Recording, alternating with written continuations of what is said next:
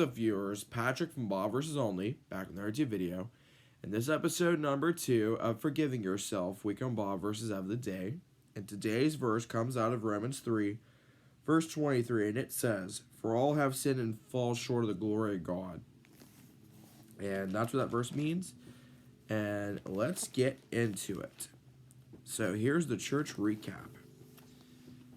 And the sermon that Rob preached yesterday. Here we start with Luke 15, verse 31.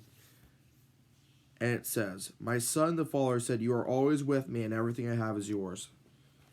So we've been focusing on Luke 15 the past couple of Sundays about the parable of the lost son.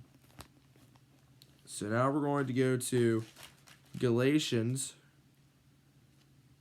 starting with chapter 3, verses 23 through 29. And here's what it says. "Before the coming of this faith, we were held in custody under the law, locked up until the faith that was to come would be revealed. So the law was our guardian until Christ came that we might be justified by faith. Now that this faith has come, we are no longer under a guardian. So in Christ Jesus, you are all children of God through faith. For all of you who were baptized into Christ have clothed yourselves with Christ.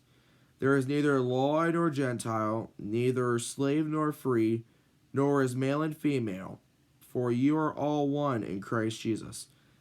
If you belong to Christ, then you are Abraham's seed, and heirs according to the promise."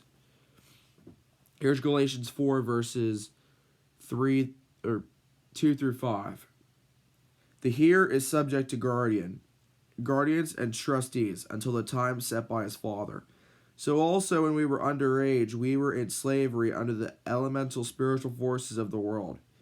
But when the set time had fully come, God sent his son, born of a woman, born under the law, to redeem those under the law, that we might receive adoption to sonship."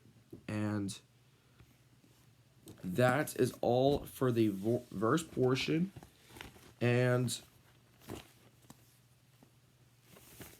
the verse to leave of today is Isaiah 55, verse 11, and it says, "So is my word that goes out from my mouth. It will not return to me empty, but will accomplish what I desire and achieve the purpose for which I sent it." And that's going to do it for the video.